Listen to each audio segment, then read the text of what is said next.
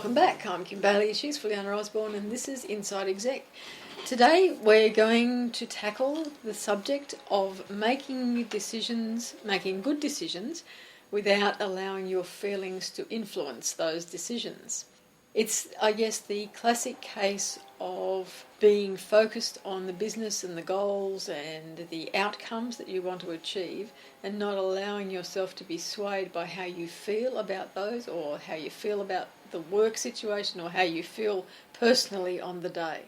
So how do we separate those feelings and those emotions from our decision-making activities, which are going to happen anyway, regardless of how we feel or what we're doing on the day? The first thing for me would be to be aware about your feelings at that time. Everything going normal, that's fine, but if you are feeling particularly happy, very excited about some news you got, or if you're feeling very annoyed because someone just did the wrong thing, it could be driving to work and traffic situation. It could be that just before you're about to sit at a meeting, you got this email and this email made you angry. So I guess knowing that and having hopefully developed techniques where you say, I'm going to park that. I'm going to park it because I am not going to think about it until we finish this meeting. But then you have to give yourself time to go and process it. The other side of the coin, I guess, is where a situation is developing and you have ignored it for too long, or you have let it just gradually build up to a point where it becomes the breaking point of that activity or that relationship, and you think, no more, I'm not going to do it. And that, whilst that is an emotional response, it's still triggering you. The emotional response is triggering you to make a decision in that situation. So you can use it to some extent to help you make decisions, but the decision shouldn't be based on the emotion that you're feeling, I guess is the message. And in other words, process things, do not bottle them up so that they become so big that they're going to explode out of your control. The other thing is, this you probably, some people had trouble with when I discussed it, is if I'm not in the right frame of mind to make a phone call because I just heard something that upset me or made me cranky, if I don't need to make that phone call there and then, I shouldn't. I feel I can just delay it. Some people say that's avoidance and running away or postponing a meeting or not turning up to a meeting. I think it's more important that if you can't park your feelings, put them aside and keep your mind clear, is not to be there, because you should be able to give your very best to the meeting and to other people. In some cases you can't do that. You have to turn up to the meeting, so you have to manage that. But if you can and that helps, then yeah, just delay it a couple of hours or half an hour, or if it's not impacting others, if it's a phone call just on your list to ring, another 10 minutes might do the trick.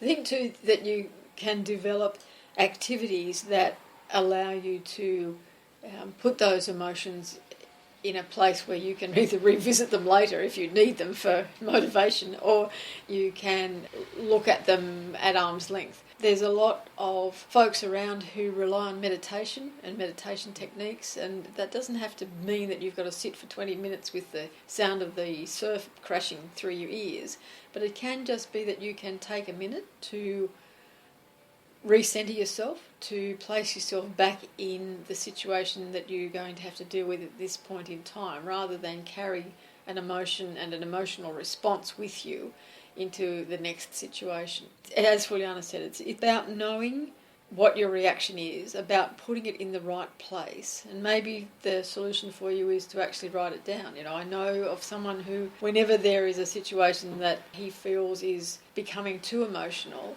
he has this range of coloured notebooks, and it just goes into the notebook where the colour depicts the way he feels. So he has his red notebook, and he has his purple one, and he has his blue one, and he just jots down the date and something that is a trigger for that particular situation. And the activity of writing it down expels it from his sense of carrying it through to the next activity he's got to do. And sometimes he goes back to them and sometimes he doesn't. That to me is like understanding yourself and what works for you. One of the things, and it's best that when you're not actually faced with a specific time where you're feeling excited or angry, is to understand how your mind and body works. So for me, I'm freshest in the morning. Big decisions, I think them through. If possible, have meetings in the morning, I will. And that is, to me, morning is the best time. I'm at my best, I'm at my freshest. I'm not as good when I'm really tired, so if it's a very, very long day and you're on a phone hookup for whatever reason at 9 o'clock at night or midnight after starting at 7 in the morning, I know I'm not at my best, so I have to supplement that by reminding myself to think twice before I speak and to be careful choice of my words and tone. And that's so. This is the warning for all of us. Ring her at 10 o'clock at night because she'll think twice before she speaks. I might not even answer the phone. No. We can all try that and see if it works. The other thing is, and all right, I know Kim will jump in after I say this. If you, as I said, tired or hungry is not good. And it's not just for me. I'm sure other people can relate. I just want to know what time of the day she's not hungry. That was very cheeky, wasn't it? But if you think about it, again, you probably, most people work crazy hours. So if you started work early in the morning and you happen to have a cup of coffee and a piece of toast, and then meetings run into each other, and before you know it, it's really 2 o'clock, and you haven't even had a chance for another cup of coffee or anything, you're going to know that, well, it doesn't work for me because I don't think clearly when I'm hungry. And so what I do not about is decisions anyway. I think we'll ignore that one.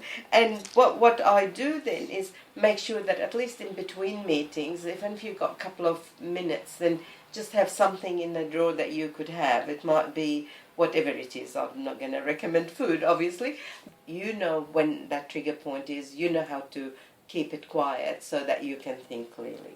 I think in all seriousness, it is important for you to understand that your brain function is a chemical and physiological function. So if it's not fed the right nutrients, then it can't perform the way that it should do. What you have to recognise is that you do need to fuel your body and your mind for the best performance from those parts of you that need to be performing, and that you also need to know when in the day those parts of your body perform best and what sort of fuel they need. So maybe a cup of coffee and a bit of toast in the morning is not the right thing for you. It might be nice and quick and easy, but it mightn't be the right thing for you to actually be firing on all cylinders. It might be better for you to have tea. It might be better for you to have porridge. You really need to try all of those things and to see not what's convenient, but what works best for you in a physical reaction, and how long that takes. Because that's the other thing that you need to understand is that when the fuel goes in, it isn't like an internal combustion engine. It won't start working straight away. So if you've got, for example, if you're on a health kick and you've decided that you want low GI food, that's going to take longer to release into your system, so it's not going to help you fire straight away. Neither is the solution to have a bit of chocolate or sugar to give you that immediate high, because that's not going to help you make a decision. All it's going to do is give you energy, and it's dissipated very quickly. And as we know from the research, you go high really fast and you go low just as fast. So that's not a good situation for you to be in either when you're making decisions. I think also that we've talked about making decisions and about being in meetings and about how you feel going into those situations. I'm going to share with you an emotionally driven long-term decision. So this is an example of long thinking rather than short thinking. My experience in the last 10 years has moved more towards online activities. And although I had other websites, initially, and I've had some for quite a long time now.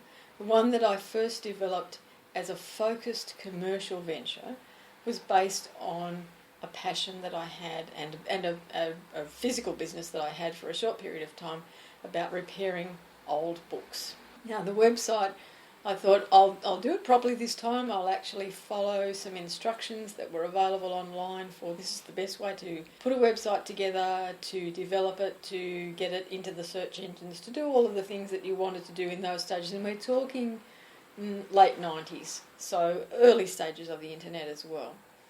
And I was determined that this site was going, because I was passionate about the idea, I had all the information that needed to go onto the site. It was an information product rather than selling anything in particular. I wasn't selling my services or anything that I can do. It was about sharing information and about showing people where they could go to buy the resources that they might need to fix these books themselves. Great passion, great idea. It had worked as a physical business, as a mobile business, but I didn't want to do that any longer, so I thought, well, the next move would be online. Followed this course, followed all of the instructions that they had, until I got to the bit where he said, if you haven't had X number of visits in the first 4 weeks of having your site up, you have to decide if this is a business or not. And naturally enough, I hadn't had that number of visits. I'll talk in numbers, he wanted us to have had 200 visits to the website in the first month, which these days you wouldn't think twice about. You would be hoping you'd get that number a day, if not an hour in some cases. But 200 visits in the month, and if you weren't getting those, then you had to be really critical and serious about making a decision about whether it was worth your effort and time to continue on with this website. And if you had to decide that no, it wasn't, then that was just all you had lost was that particular website. What you had learned along the way was how to develop the business online, how to develop the website, what to do in that situation. So it wasn't a complete loss. What you'd learnt was a system that you could continue on with, and I saw that as a very valuable lesson. However, I wasn't going to give up my passion, and this was a very emotional and feelings-driven decision, and I persevered, and to this day I still have that website. And yes, these days it does get more than 200 visits, but I couldn't possibly live off the income that it brings in. It does bring in some income, and I guess to a certain extent my initial decision was not that it would bring in income. I wasn't deciding that this was going to be my income earner, but I wanted to have that presence, I wanted to have that information shared. But the business decision that I was being told to make, I chose not to make based on how I felt about the topic, and I clung to that decision, even though I knew that over years and years and years it wasn't going to bring in anything like the income that it should be bringing in. But I clung to that decision because I clung to the emotion that was attached to the development of that idea in the first place. So I still fall into that category. Yes, but you made your decisions based on facts and development over time, which it's quite sound. In relation to making decisions, when you're very excited about some great news you just had, for example, you just got the results and they to do with your sales achievements, and you found that you and your team have way exceeded the targets at very, very difficult times. You were the golden-headed division, and everybody's singing your praises from within the organisation and outside and all the rest of it. So you're very excited, you're on cloud nine. The staff come to you, and obviously they deserve all the praise, and you're organised to celebrate and all the rest of it. But over that period of a week, it's still very buzzy. And people come to you for approval for things like, can I work 3 days a week? Can we have a celebration every Friday because that's team building? Whatever it is. Believe it or not, even the most conservative person, when they're on a high, they're more likely to say yes than no. You very much want to say yes, and you want to stay positive and reward. But there are basic questions that you need to be satisfied with before you do that. So it always helps if you have a general way, a checklist in your mind that you go through for major and long-term decision making. Those ones that will make major effect on your staff, on your customer, on your business, and set a precedent, if you like. I find it useful to say, have I got all the facts? Would this idea work now? Will it work in the future? Is this idea good to go as a one-off, or is this can be repeated and used? What about other divisions using it as a model? Where should I get the information? So instead of getting all the answers there and then, the first thing you might say, look, it looks very attractive in principle, so stay positive, but don't mislead them. Say, but I really don't want to commit until we get all the facts. So what I need is a proper business case, in other words. Why, what are the benefits, and the usual things, facts, figures, the benefit to the organisation, benefit to the person, and what's the expected outcome, and what's the cost. Is there a cost? And if there is a cost, is it an upfront cost? Is it upfront plus continuous cost? Is it going to raise revenue? And is it going to be one-off raising revenue? So there's a whole lot of questions that you normally would ask. And believe it or not, we all got them. So you run through that checklist and you talk to the person and you say, look, let's see if this is going to work, and these are the sort of things we're going to have. If the person had it for a long time and they've been thinking about it and thought, this is my time, when she's on cloud nine, and we all are, then that person shouldn't have any problem with giving you all the answers straight away. They would have known you, worked with you before, and know what sort of information you need to make decisions. If not, they can go and do it. That's probably a very important point to make, is that if you, as a manager, have set up a situation, a framework of management where your people know how you make decisions, and that regardless of whether it's a good time to see you or it's not a good time to see you, that if they're asking for a decision, the decision will be made on this framework, then they're always going to come to you with that framework filled out. And so the decision making, the opportunity for you to be swayed by feelings at the time of the decision making is lessened, because you've set up that framework for everyone to work with, not just for you, but for the people who are bringing you ideas or issues about which you need to make a decision. Which is really talking about consistency. Good leaders are consistent. They don't give mixed messages. They don't try to use a different set of rules for one decision or one person or one area or whatever. So you're showing consistency and fairness in executing those decisions. I think that is the approach that we want to take. We want to be able to show that we can manage consistently, and that in managing consistently, everyone has a better outcome in any situation. That there isn't a history or an indication in any area that you can't suggest things, you can't hope for changes, you can't make any difference in an organisation because you've got to catch this person on the right day, or they just don't make decisions, they're just a long thinker in that they'll ask for all of the information and then nothing happens, or decisions are made when a crisis occurs. And that's when everyone is emotional rather than just you making the decision. And so that storm of emotions and that storm of feelings that are raging around when a crisis occurs, and sometimes it can be a crisis over which you have no control. You know, we can all do a SWOT analysis and there's still the T in the SWOT, there's still the threat over which you have no control. Yeah. In those situations, we will have an emotional response. We will have feelings about how we've got to this place, what we can do about it, why it happened to us, all of the reactions that we would normally have. They have to all be put aside, and we fall back on process. We fall back on the consistent approach that has helped us in the past, and that is the only way that you can keep emotions and feelings out of your decision making, I think. And one last thing, make sure you involve the right people in that decision making.